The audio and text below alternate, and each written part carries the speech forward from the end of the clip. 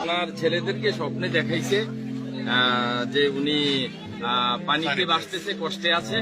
তো আজকে তারা এখানে আসছে এবং মাটিকে খনন করছে, দেখছে যে ওনার লাশ দেখা যাচ্ছে, ওনার তাড়াতাড়ি উঠাইছে।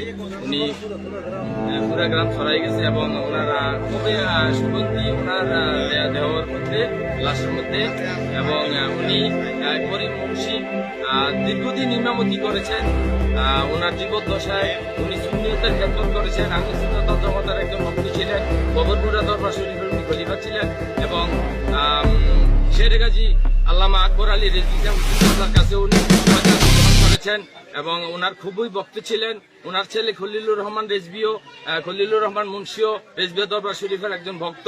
তো আমরা এতটুকু আজকে 100% ক্লিয়ার হইতে পারলাম যে আমাদের সুন্নি জামাতের আলেমগণ এবং যেহেতু বলে যে আল্লাহর প্রিয় বান্দা যারা, ইমানদার ব্যক্তি যারা, তাদেরকে মাটিও ছোঁয় না। আজকে আমরা প্রমাণ পাইলাম এই বাজেহরা গ্রামে এসে, এই ময়নামতির বাজেহরা গ্রামে এই করিম মুন্সি রেজভী সাহেবের লাশ আজকে দেখে আমরা এতটুকু অনুপ্রাণিত হলাম যে হ্যাঁ, আল্লাহর খাস বন্দা হলে, ইমানদার ব্যক্তি হলে ইনশাল্লাহ মাটিও তাদেরকে ধরে না।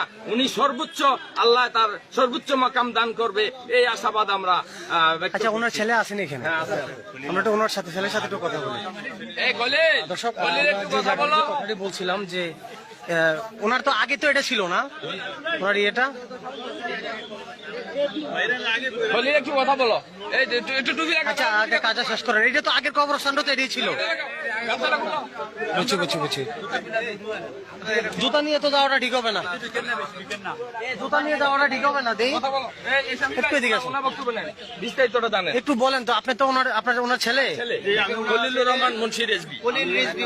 আমি মোহাম্মদ খলিলুর রহমান রেজভী।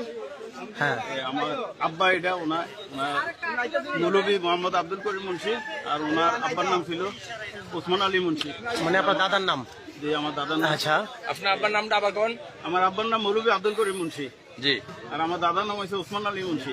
জি, আমরা মুন্সি গোষ্ঠী। আচ্ছা, একটু আমাদেরকে একটু বিষয়টা বলেন। উনি কবে দুনিয়ার মায়া ত্যাগ করে